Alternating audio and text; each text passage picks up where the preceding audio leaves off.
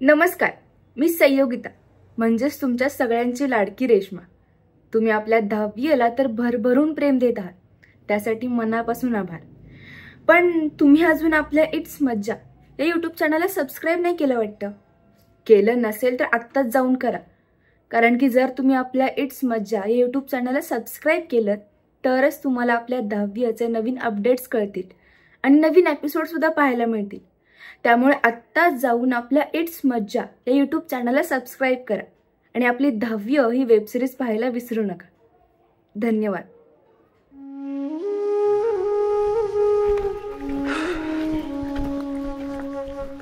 आईला बरी वाळली रे कपडे तुमचे।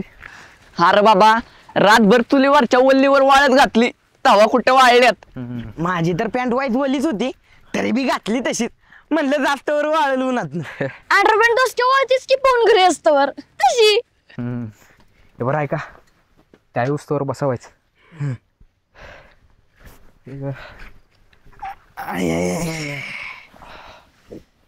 आईला कधी यायचे ह्या?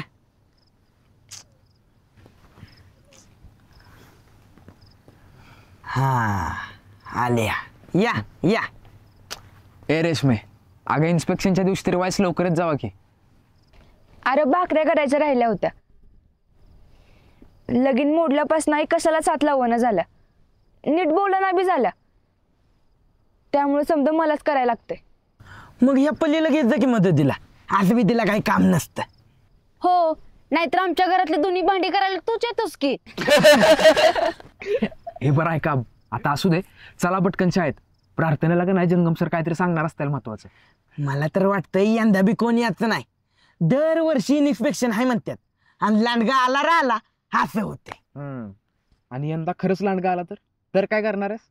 अरे नाही यायचं कोण, ही सगळी सर मॅडम लय हुशार असतात। आपण वर्षभर अभ्यास करत नाही म्हणून इन्स्पेक्शनच्या नावाखाली आपल्याकडून सगळा अभ्यास पूर्ण करून घेतात। अरे घेऊ दे की मग घेतलं तर, त्यात काय चुकीचं आहे? अरे त्यात बी आपलाच फायदा आहे। मग काय, नाही आपला हाच फायदा, पण आज जो कोण साहेब येणार आहे तो नाही आला आणि कुरकुटे म्हणला तो उद्या येणार आहे, तर कपडे हाय अशी काढणार आणि चिखलात भरवणार आणि उद्या तशीच घालून येणार। रोज कपडे धुवून हात फुटलं रे आणि कपडे बी फाटायला लागली। वा रे वा, 2 दिवस कपडे धुतली की लगेच तुझं हात फुटलं वय, लईच नाजूक आहेस की। त्याचं नुसतं बोलायला तोंड चालतं। चल चल चला।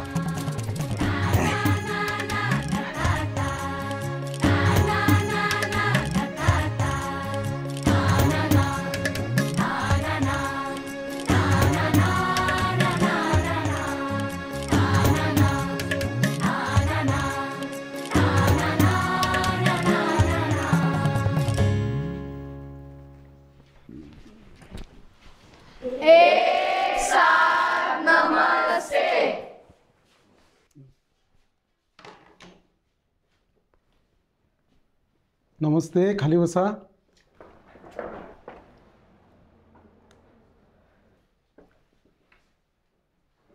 तू बरं?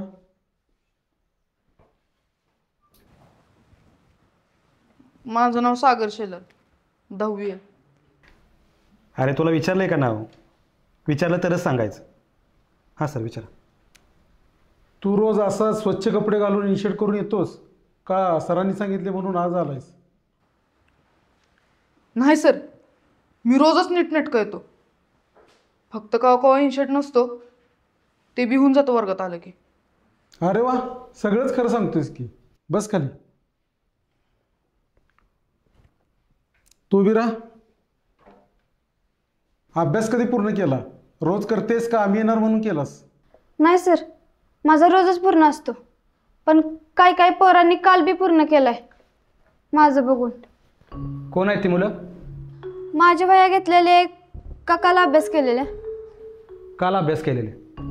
सागर, गणेश, किरण, सुनील, मयुरी, अक्षरा। सर मधुकर पण आहे, ही मुद्दाम नाव घेणं झालं त्याचं। कोण आहे रा मधुकर? उभा राहा।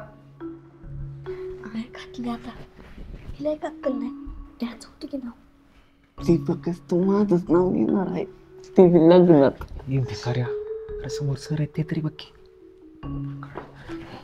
मध्ये बरं पटकन. अरे ऐकायला येतं का? कोण आहे मधुकर?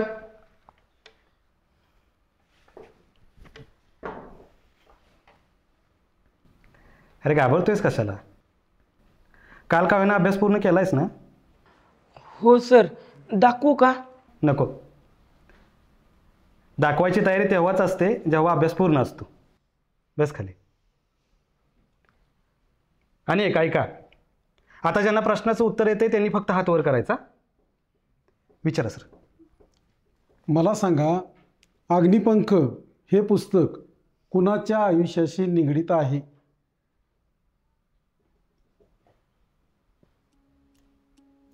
तू सांग. सर, अग्निपंख हे पुस्तक माजी राष्ट्रपती APJ अब्दुल कलाम यांच्या जीवनावर आधारित आहे. त्यांना भारताचे मिसाईल मॅन म्हणून हे ओळखले जाते. अरे वा, अभ्यासक्रमाच्या बाहेरचा प्रश्न विचारून सुद्धा तू छान उत्तर दिलंस.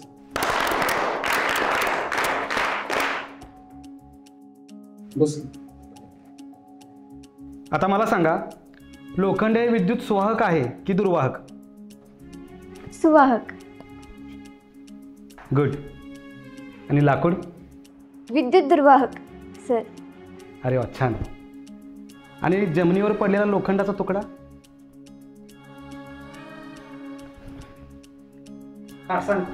दुर्वाहक आहे सर, कारण लोखंडाला विद्युत वाहिनीची जोड पाहिजे जी पडलेल्या तुकड्याला नसेल. अरे वा, छान. जंगम सर, मुलं फक्त वाचत नाहीत तर समजून घेत आहेत. हो सर. निघूयात का पुढच्या वर्गावर? हो चला की. पुढची पोर वाट बघत असतील. कुरकुटे सर, अहो मुलं आमच्या येण्याची वाट बघतात की जाण्याची माहीत नाही का आम्हाला? 4 वर्ष झाली की कमिटीवर. सर, अजून एक प्रश्न. बरं. मुलांनो, मला सांगा, AIRचा लॉंग फॉर्म काय आहे? तू विरा. सर, मला नाही येत. मग हात का वर केलास? सर ते काय ते? सर ते कुरकुटे सरांनी सांगितलेलं. हातवर केल्यावर तुम्ही विचारत नाही म्हणून हातवर केलेला. अहो नाही सर, मी सांगितलेलं ज्याला येत असेल त्यानं हातवर करायचा. हिने चुकीचं ऐकलंय. हां, त्याचं काय नाव? मधुकर. मधुकर, तू सांग. उभा राहा. मला खात्री आहे तुला काय उत्तर येत नाही, तुझ्या तोंडावरूनच कळते.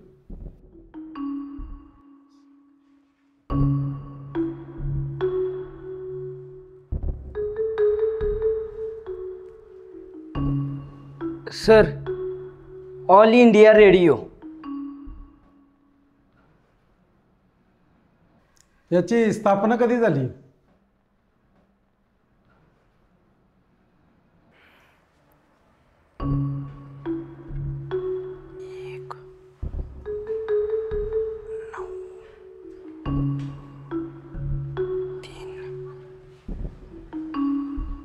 सहा 1936 सर स्थापना झाली. अरे वा, छान उत्तर येते की. मग कशाला घाबरतोस तू? Very good. बसा खाली.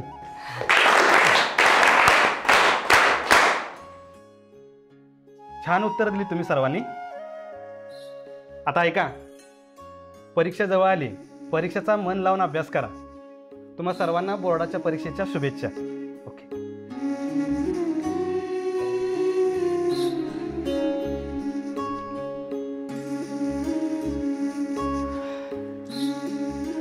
अभ्या, ऐन टाईमाला दोस्तीला जागलास. खरंच बाबा, मानलं तुला.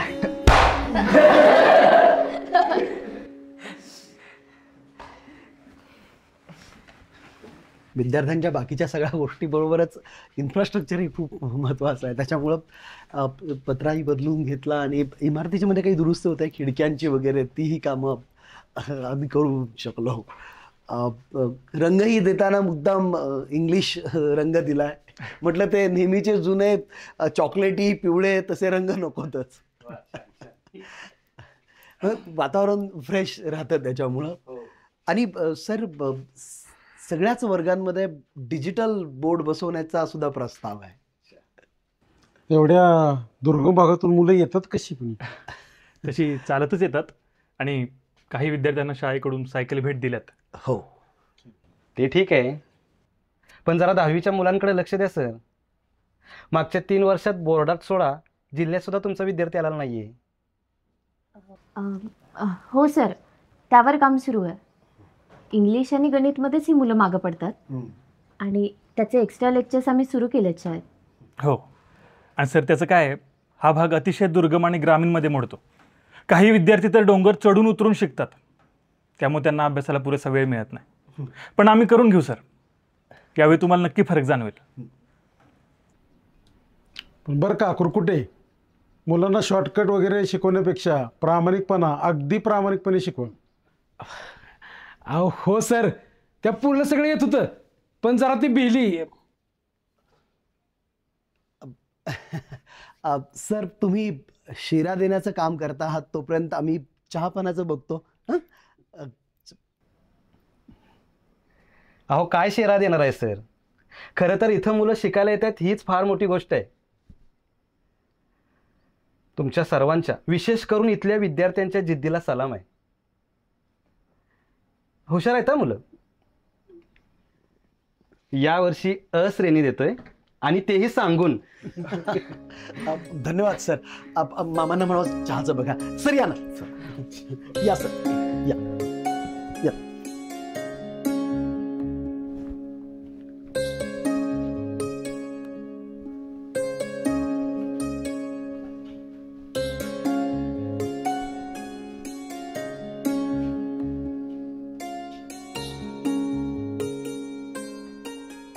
काय काय अपेक्षा ठेवल्यात आम्ही तुमच्याकडून, आणि तुम्ही काय केलं?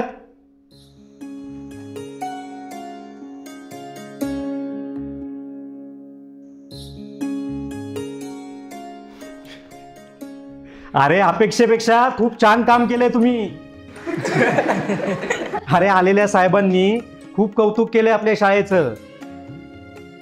मला तर सागर आणि उमाद्या यांचं एवढं टेन्शन आलेलं, पण तुमचं विशेष कौतुक आहे. मधुकर, तू खरंच अभ्यास केला होतास का?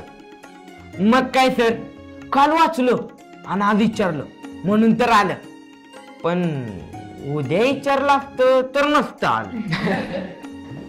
असं तात्पुरतं नाही करायचं मधुकर.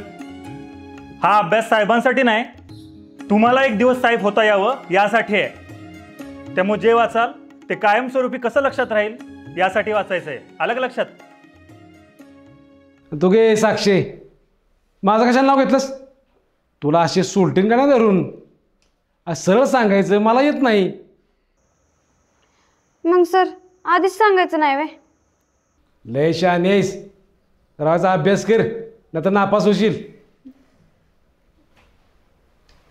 केवढा अभिजित, तुम्ही हुशार आहातच, पण ज्या धैर्यानं आज उत्तरं दिली आहे, खरंच तुमचं खूप कौतुक.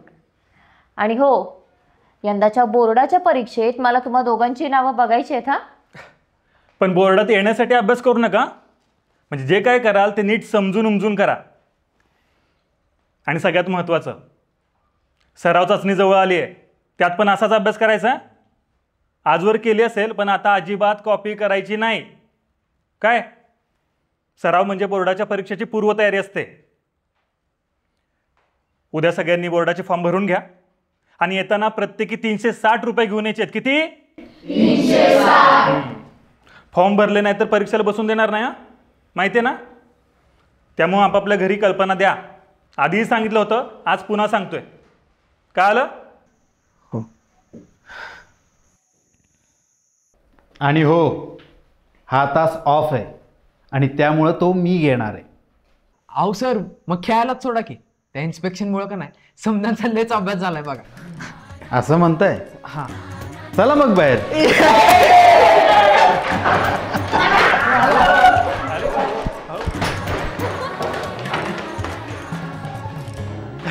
चला चला.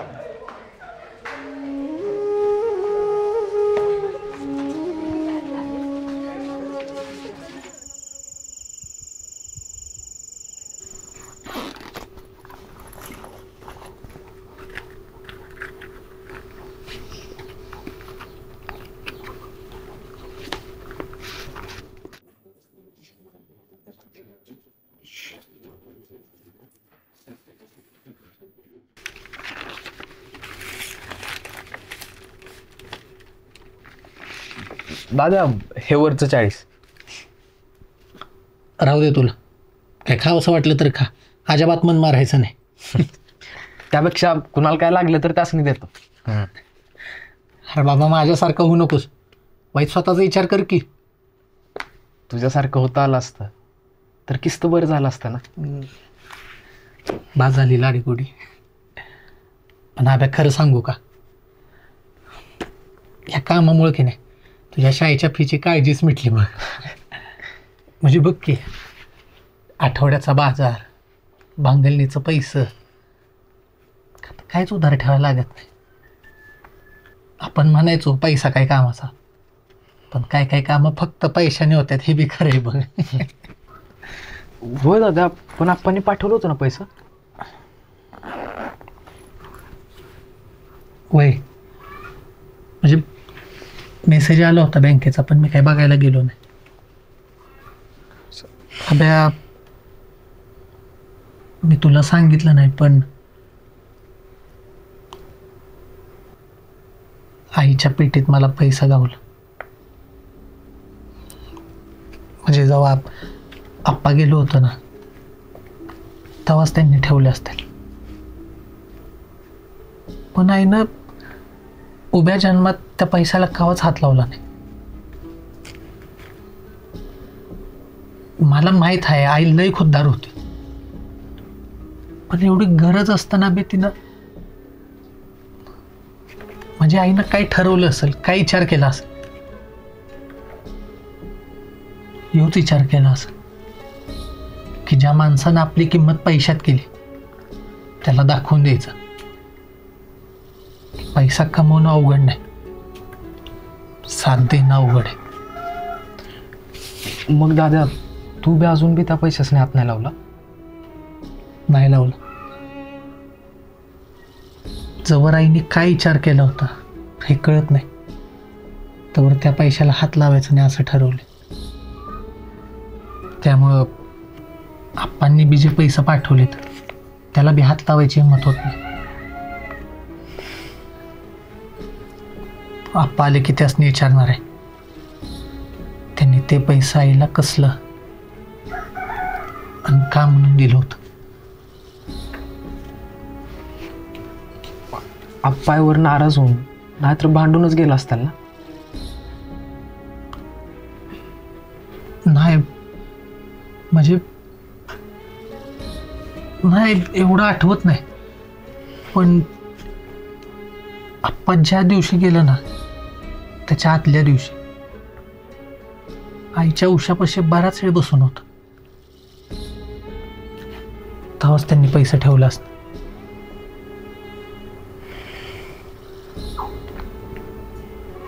अबे, तू शाळेची फी भर, हा, चांगला अभ्यास कर, 10वी पास हो. आणि तू 10वी पास झाल्यावर आईला काय वाटेल हे तर मला आतमध्ये कळणार आहे बघ. म्हणजे जेव्हा बी तुझ्याकडे बघतो ना, डोळं माझं असलं तरी बघणं आईचं असतं असं मला वाटतं बघ.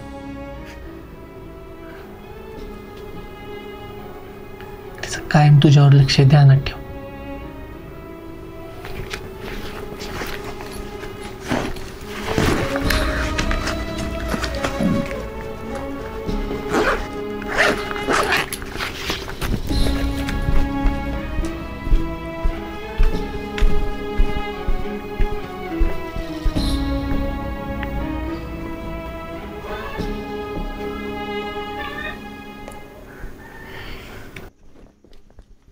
आय काय की माझं आय, अगं ती की मला पैसे नाहीत मिळणार म्हणलं ना पैसे तुला. हो बाजूला. आय, अगं बाया मला नकोच आहेत. 10वीच्या बोर्डाची फी भरायची आहे मला. तुझं काय बी खरं नाही. भरली फी तर भरली, नाहीतर एखाद्या पुरीवर उदाळशील तू पैसे. अगं झाली माझ्याकडे नाही एक चूक, मग आता जन्मभर तेच ऐकवणार आहेस का? अरे झालीच नसती तर कशाला कुणी ऐकवलं असतं तुला. अगं पण त्यापासून काय तक्रार आहे का माझी? काका व काय ऐकलंयस? शाळेत बाहेरचं साहेब आलं होतं, तेव्हा किस्त कौतिक केलं तुझ्या पोराचं त्यांनी. एवढा अभ्यास करून एवढं चांगलं वागून बी तुम्ही तेच ध्यानात ठेवणार आहे का एकदा चुकलेलं? बरं मी विसरले, पण बाप आठवण करून देतो त्याचं काय? ते तर तेव्हापासून एकदा बी बोललं नाहीत माझ्यावर. आई किस्त वाईट वाटत असेल ग माझ्या जीवाला. आणि त्यांच्या जीवाला किती वाईट वाटलं ह्याचा तू विचार केला का तेव्हा? अगं पण आता करतोय की तेच नाही दिसत ना वय. अरे दिसतंय की, म्हणून तर मागच्या महिन्यात तुझ्यासाठी 500 रुपये वाईला काढल्यात त्यांनी आणि म्हणल्यात लईच नडलं तरच मला दे. अरे मध्ये बाप वरनं दिसतो तसा नाही र, आतून लई माय आहे बापाला. मग बोलत का नाहीत माझ्यावर? एवढा कुठं राग असतोय वय? अरे तुला वाईट झळ बसावी म्हणून तसं करतात, नाहीतर रानात रोज तुझी चौकशी असते त्यांची. मध्ये आलाय का, मध्ये गेलाय का, मध्ये जेवलाय का? मग एवढंच वाटतंय तर माझ्याशी बोलायचं की.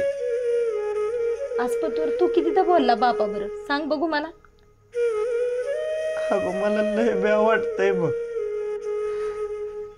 एक दिवस बोल, नाहीतर ही तुझं भ्या उभ्या जन्मात जायचं नाही. आज आल्यावर बोल त्यांच्या बरं. थांब मी पैसा आणते. फक्त नापास होऊ नगस, नाहीतर बाप आहे आणि तू आहे.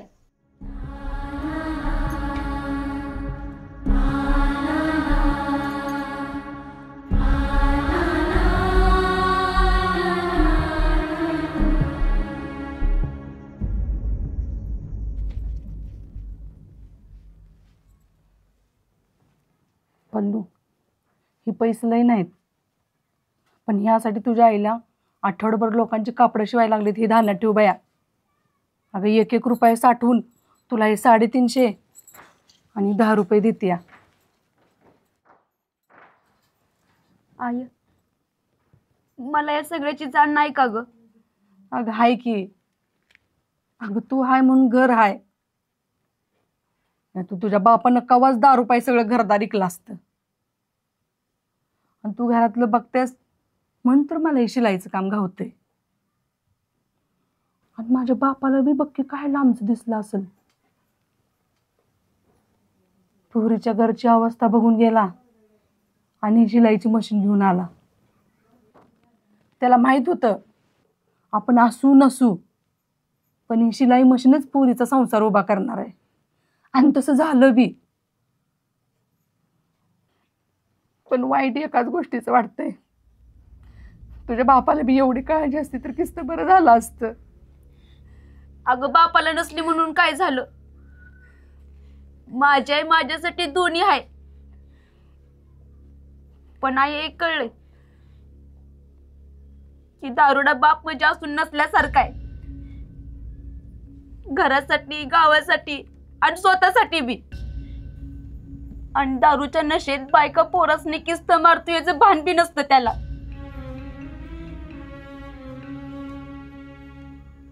आणि त्याच वळ उठलेल्या अंगानं मारणाऱ्याला भाकरी करून घालायची हिंमत कशी येते तुझ्यात कुणास ठाऊक बाया. अगं वावरातलं एखादं पीक किडकं निघलं तर टाकता येते, पण माणसासनी तसं नाही करता येत ग. अगं त्या माणसासनी जपायच लागतंय आणि एकल्या बाईला तर दुसरा पर्यायच नसतोय. पण पल्ले तू शिक, तू 10वी पास होऊन हे माझं सपन आहे असं समज. आणि तुझी 10वी या सगळ्या जखमांवर सुखाचा मलम लावणार आहे ही ध्यानात ठेव. हो आय, तुझं सपान तेच माझं बी. आणि बघच तू निकाल हातात आला मला उचलून घेशील का नाही? अनाचा मुका घेशील.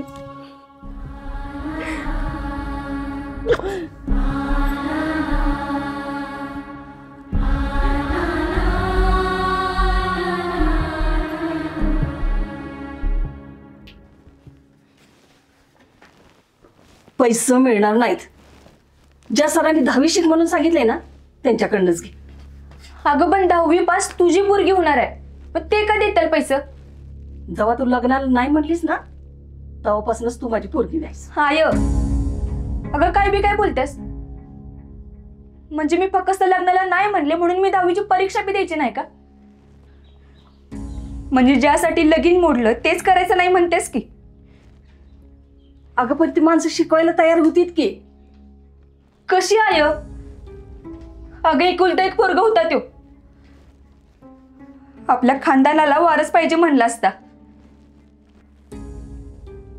मग काय पोरग पोटात घेऊन द्यायची होती का मी 10वी? का त्यांच्या अख्ख्या घरादाराच्या विरोधात जाऊन द्यायची होती? आणि त्यांनी मला परत इथंच आणून सोडलं असतं तर काय केलं असतंस? पण असं होऊनच द्यायचं नाही ना. लगीन झाल्यावर सासरच पोरीचं खरं घर असते. त्यांना आवडणार नाही असं काय करायचं नसतं. म्हणजे मी 10वी शिकू नये म्हणून होतं का हे सगळं? हो. आणि 10वी तरी कशासाठी शिकायची होती? चांगला नवरा मिळावा म्हणूनच ना? नाही ग, मी स्वतःच्या पायावर उभी राहावी म्हणून. नवऱ्याच्या भरोशावर राहायला लागू नये, उद्या त्याला काही कमी पडू नये म्हणून. आमच्या पोराबाळासनी काही कमी पडू नये म्हणून. जे आमासनी मिळालं नाही ते त्यासनी मिळावं म्हणून ग. अनाय मला नुसतं मिरवायचं नाहीतर चांगला पोरगा मिळावा म्हणून नाही ग व्हायचं 10वी पास. तर बिकट परिस्थिती असून पोरगी असून बी आईबाबानं पोरवानी शिकवलं. असं माणसांनी तुमच्यासाठी म्हणावं म्हणून शिकायचंय. त्याची काही गरज नाही. केलास एवढा आमचा तमाशाबाज झाला. त्या दिवशी लगीन मोडायला आलेलेच नाही म्हणावं द्या की पिचं पैसे. आता नाही कोणी यायची ती. सगळी तमाशा बघायला असते ती. मदतीला कोण नसतं रेशमे.